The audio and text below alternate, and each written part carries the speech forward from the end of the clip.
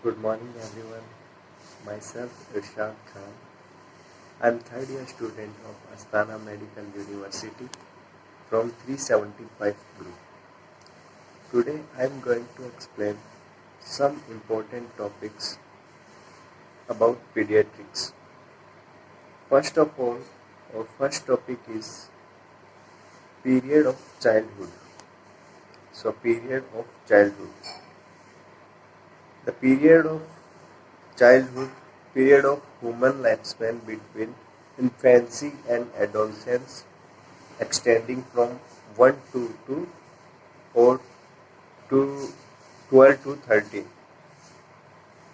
So there are three stages in periods of childhood or development of childhood. There are stages such as early childhood, middle childhood and adolescence, and that represent the three stages of child development. Each stages is organized around the primary task and development for the period. So first of all, early childhood. Early childhood period is defined as a from birth to 8-year-old, and also that is a time of remarkable growth with brain development and at its peak. And during this stage, the children are highly influenced by the environment and the people that surround him. So next one is middle and late childhood.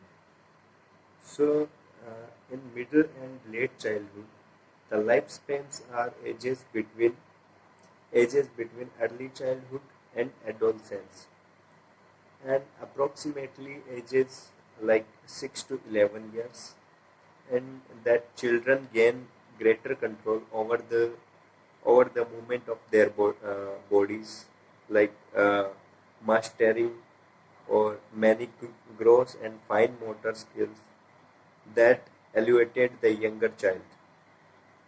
And also there are development lists in uh, in childhood, like first of all there is a parental development, that is conception through the years, and there is infancy and toddlerhood, that is goes to birth through 2 years, and also there is early childhood, that span is 3 to 5 years, and also middle childhood like 6 to 11 years, and adolescence, there is lifespan is 12 year to adulthood.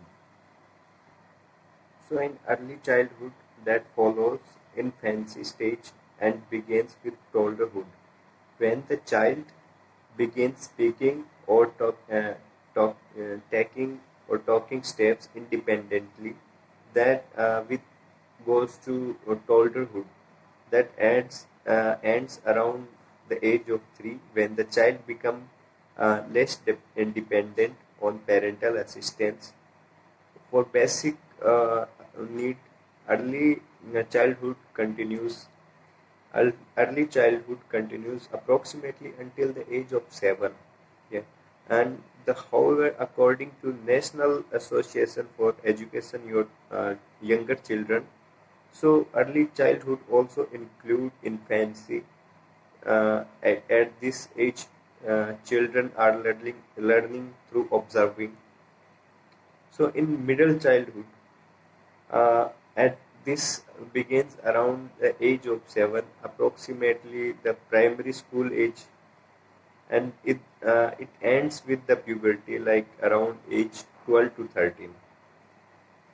And in this period, children develop socially and mentally. They are at the stage they make new friends and gain new skill, which will enable them to become more. So upon the entrance, the mental disorder that would normally not be noticed come to light. Many of these disorders include autism, and such as dyslexia,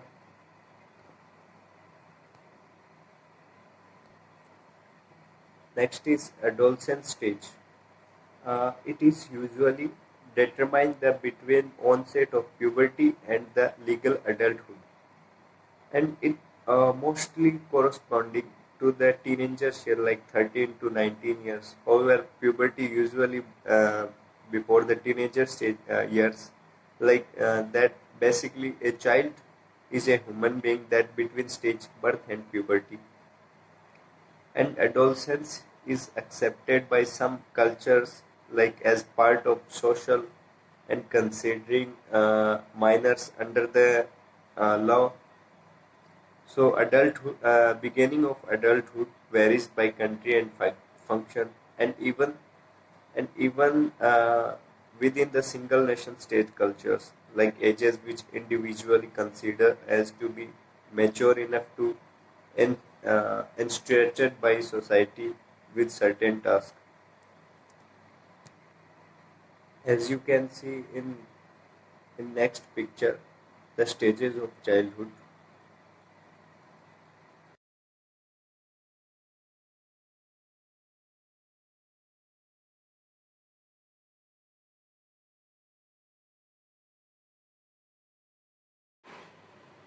So our next topic is hip dysplasia or developmental dysplasia.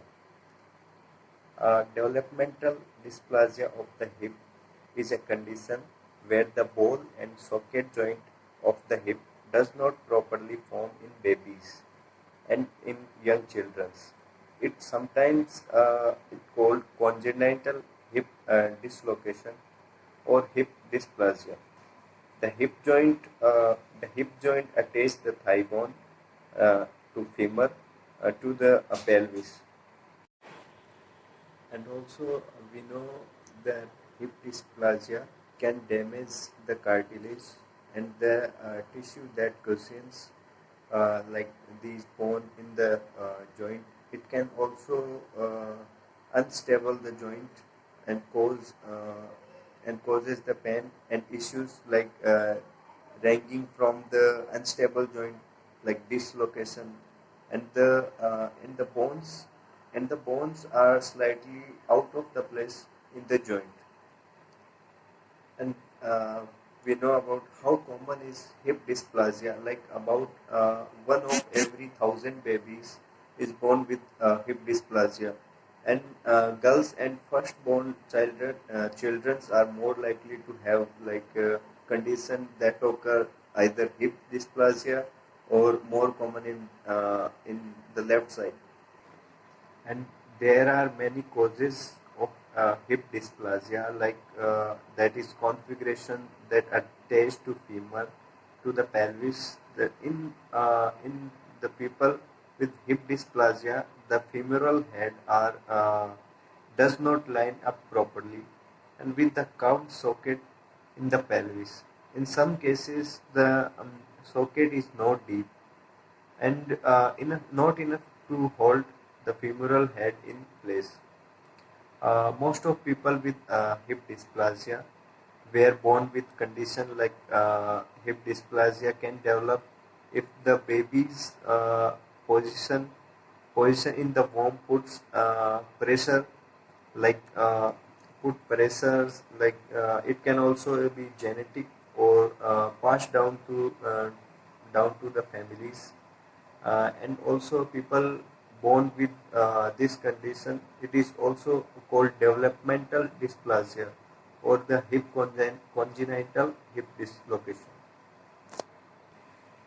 There are many signs and symptoms of hip dysplasia, like signs and symptoms including pain in the pain in the hip, and loose or unstable hip joint, and also limping when walking, and also unequal leg lengths, like one leg is shorter and one leg is longer.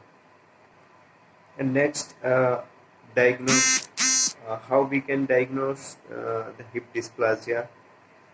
The doctor have to perform a physical exam to check for hip dysplasia in the first few days of baby's life, and again after the 2 months. So we can diagnose until a child older, like we can diagnose by X-rays, ultrasound, and CT scan. We can confirm diagnosis by these tests. And children who are older than 6 months, these tests enable to do inside the hip joint to identify the abnormality and the look for sign of damage. In this picture you can see baby with normal hip joint, and next picture will show developmental dysplasia. Like in developmental dysplasia, the of the hip, the ball part of the joint can come out of the socket. Now you can see in this picture.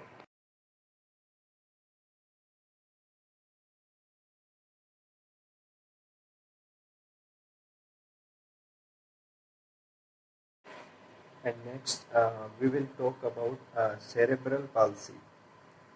Cerebral palsy is a congenital disorder of movement, that muscle tone or posture.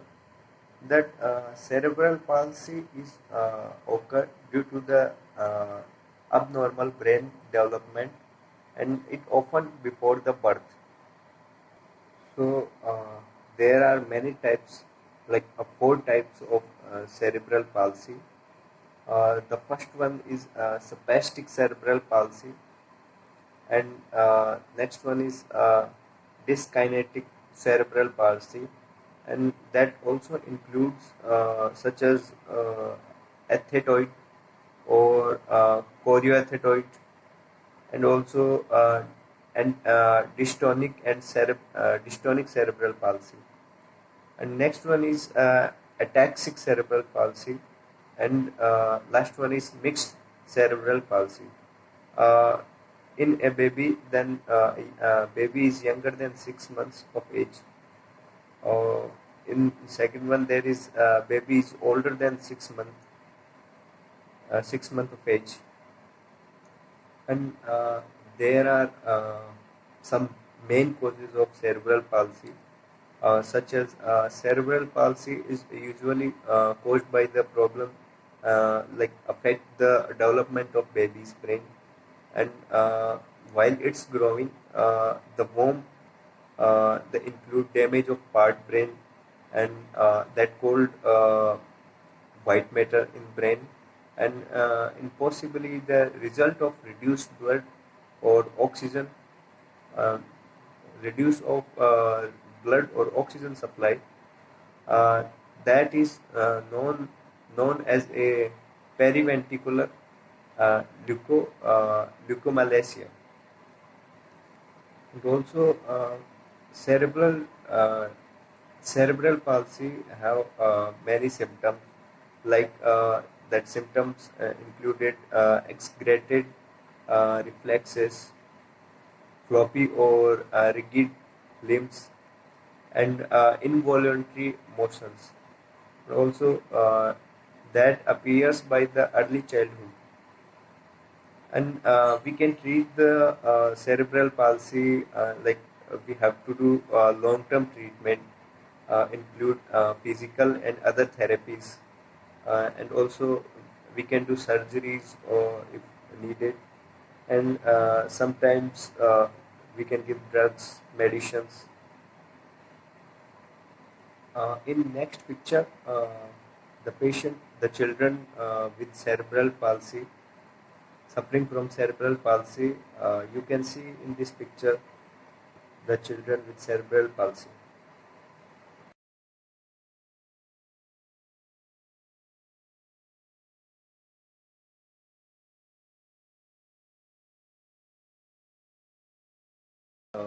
About rickets. So rickets also we can call osteomalacia. So what is rickets or osteomalacia?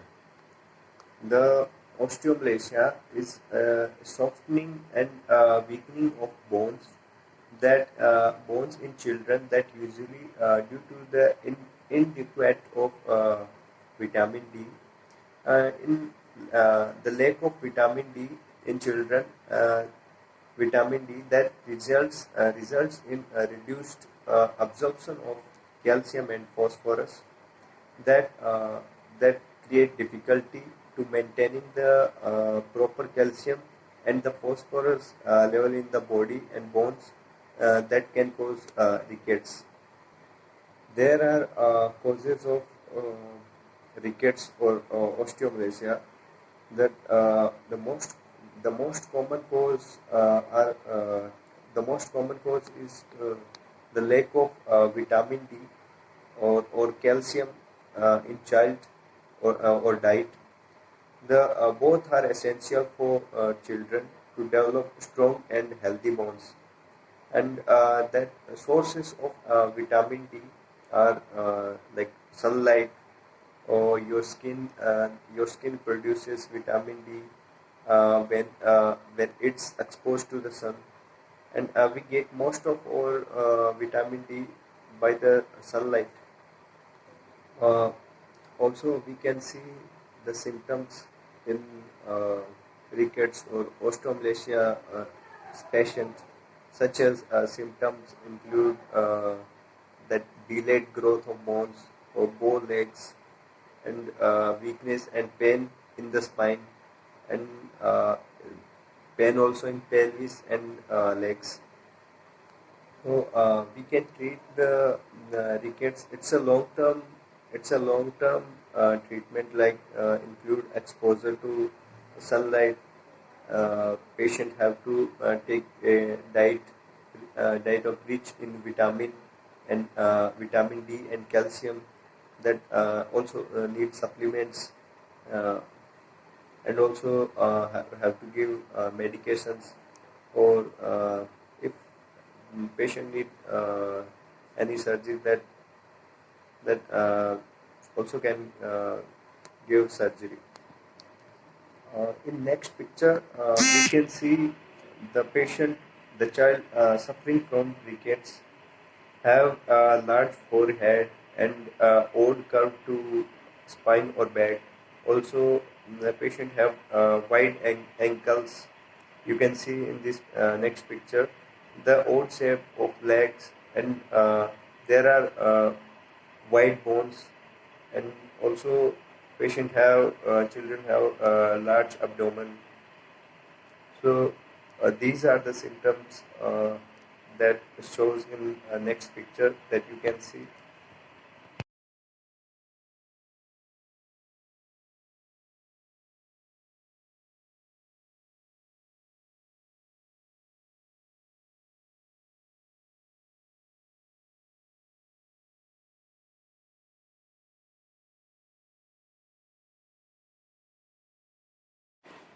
So next is skin lesions, primary and secondary skin lesions.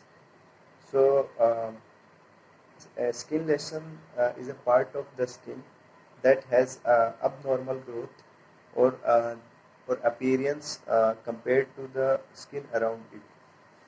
There are categories. There are two types of skin lesions: primary and secondary.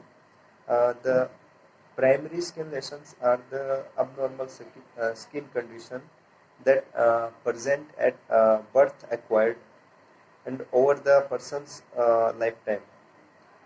The secondary skin lesions are occur the result of irritated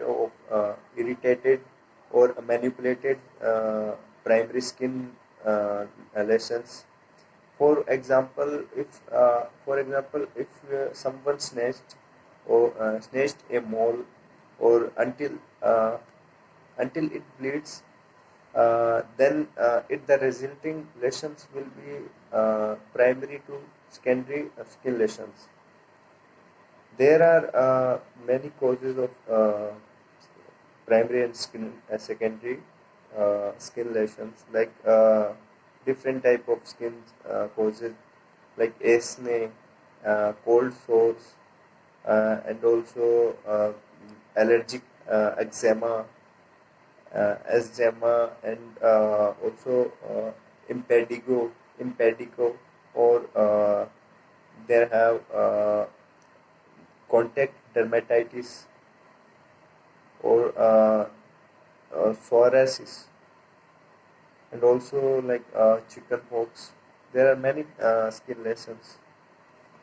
The causes of skin lesions, the most common causes are infection and or in the infection in the skin, and also which causes that causes pass from the person to another person. Asymptomatic infection or systematic infections also, which is infection that occurs throughout our body, can cause skin lesions all over our body. Examples like including chicken pox and shingles and MRSA and salutis. They have a potentially threatening infection that involves skin lesions.